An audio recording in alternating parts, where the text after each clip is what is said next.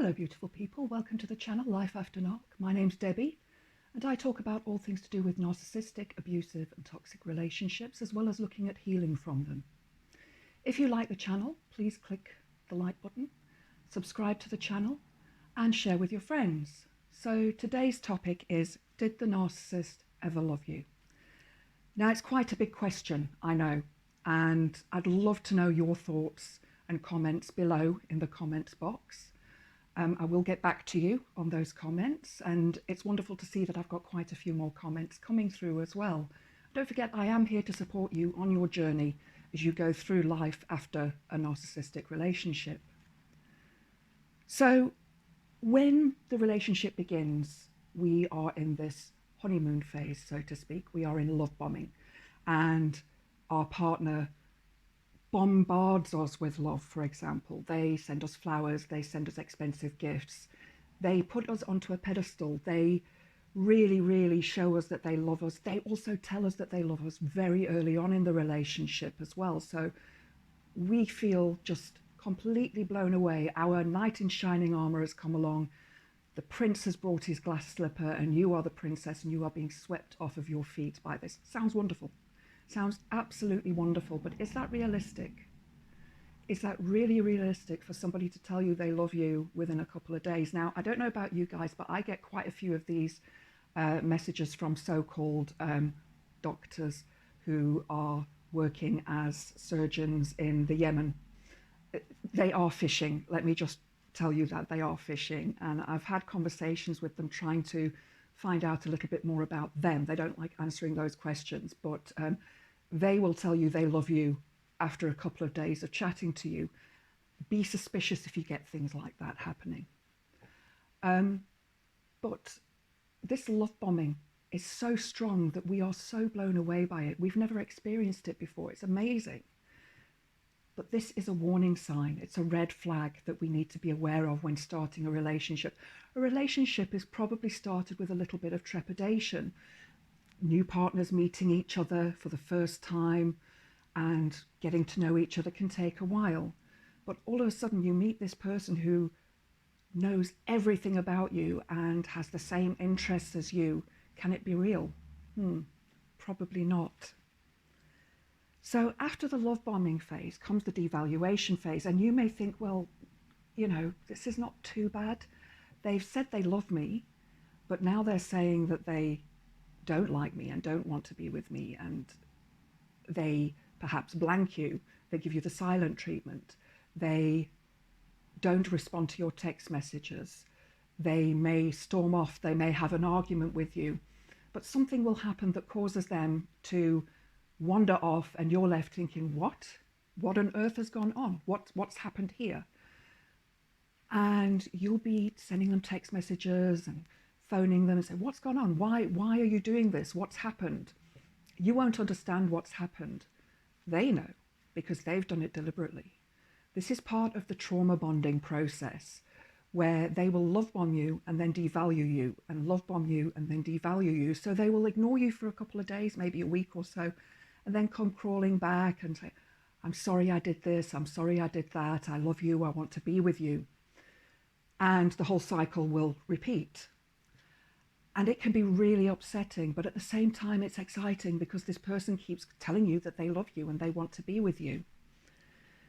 So looking at these red flags when you look around this person, if they do actually love you, the first thing, as I say, is the love bombing phase. Is it real? Only you can tell that. But be aware of how they treat you.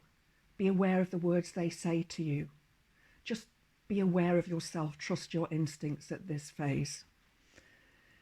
They may also tell you stories of their crazy exes. Oh, yes, the ex is always crazy. I got that. I got told that, oh, this one, she was mental. She wouldn't do this. She wouldn't let me see my family and blah, blah, blah. And it was all a load of rubbish, because now I'm the crazy ex. So, you know, did they ever love you? So if they do talk about their crazy ex, take that as a warning. It's a red flag. Would somebody who loves somebody else talk about their ex in that way? Think about that. Then, as I said, the silent treatment, the inconsistent communication that they give us, they or don't give us. I remember my ex, we were having some ups and downs at the beginning of the relationship, and he was incredibly nasty to me and refused to respond to my messages, refused to speak to me. Basically, he was being a child. Adults don't do that. Adults will say, look, I'm doing this at the moment, I'll speak to you later. Instead, I got these snotty comments, but I don't want to speak to you, and blah, blah, blah. Again, this child, this temper tantrum is coming out.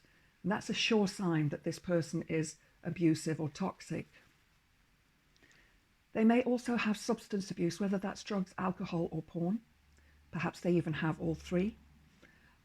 So be aware of that. If they are addicted to some sort of substance, that addiction will cross over to you as codependents. It's quite a difficult subject to talk about because you become the codependent to them.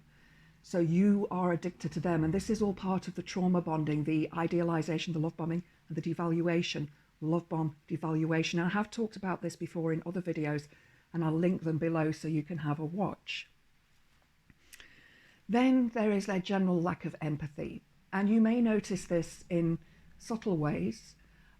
Such as you go out for a meal and they may not be polite to the waitress, or what I found with my ex was in a shop, going to the till and paying at the register, that they would completely blank and ignore the cashier.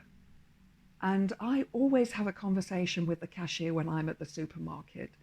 You know, these people work hard for very little pay, and they're packing my goods. Why would I not be polite to them and have a chat with them?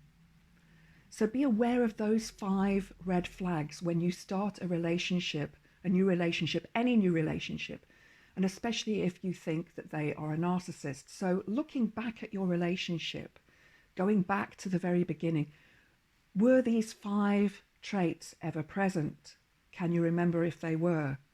Hopefully you're going, oh yeah, I remember him doing this, or I remember her doing that. So ask yourself, did you do these things? Did you do these things to them? No, you didn't. You just wanted to love them. You wanted to give them everything. You wanted to take care of them. The instinct in you, the empath in you was saying, I love you, I care about you. You said you love me, I love you back. You know, this sort of, this feeling we have for them is so overwhelming because they've loved bombed us, they're training us, they are grooming us to be what they want us to be, their supply. So you'll let them move in with you, or you'll marry them and they'll take everything from you. They'll take the food off of the table, they'll stay there for free, they won't pay rent or any other bills. You'll give them lifts everywhere. You'll lend them money that you'll never get back. And you'll give them this stable environment, which perhaps they've never experienced before. So you are constantly giving. You are the supply. They constantly take. They are the drain. And you wouldn't treat another person this way, would you? If you were staying with somebody else, you would offer to pay your way. You would offer to pay half of the rent or half of the electricity bill.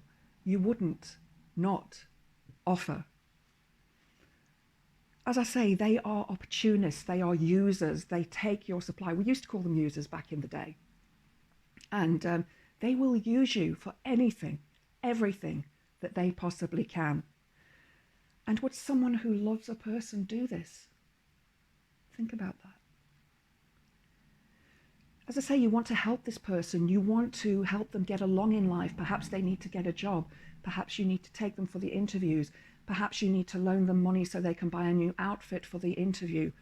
All these things, and you want them to be self-sufficient. You want them to earn a lot of money. And I've definitely heard a lot of women say to me that, oh, my ex was lazy, he was a layabout, he didn't work, he sat on the settee all day smoking weed and drinking beer and so on. Do you really want a person like that in your life? And if this person loved you, would they do that? They may be physically and sexually abusing you. And my ex had pinned me down on the bed, he'd pinned me down on the floor, amongst other things that he did that I'm not going to discuss here, but I have discussed in other videos. I will put the links below. And would a person who loves you hit you, pin you to the floor, or try and sexually abuse you? Would you do that to somebody else if you loved them? No, you wouldn't. The answer is no. They never loved you. They never will. The only person they love is themselves. That's it. They take everything they can from you, and when they've taken all they can, they leave and go on to the next person for their supply. They never did love you. I know it's hard. I know it's hard to accept this because you want to believe that they did. But guys, they didn't. It was not love. It was not real love. It was using. They're hollow people. They don't know how to be a whole person. They are empty. And they mirror you at the beginning.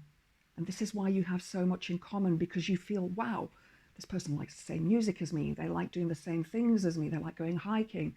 They like painting. They like art. They like this. They like that.